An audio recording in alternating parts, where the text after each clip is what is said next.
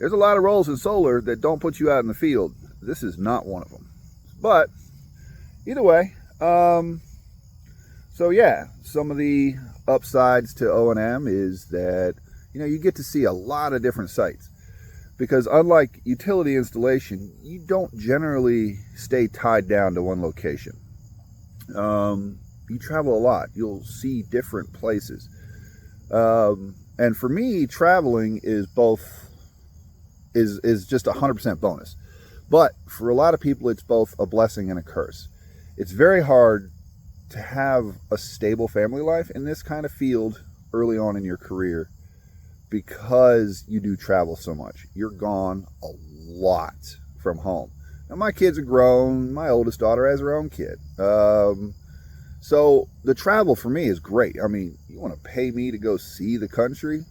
I have no problems with that.